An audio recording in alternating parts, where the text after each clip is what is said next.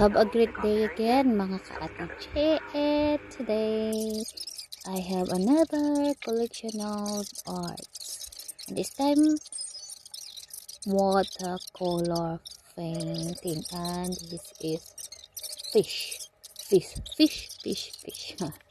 Isda po siya. Ayan. Simple lang, very light color lang po ito. Mix yung color. Mayroong yellow, black, orange, red. Ayan. Lucky fish ata ito sa mga Chinese.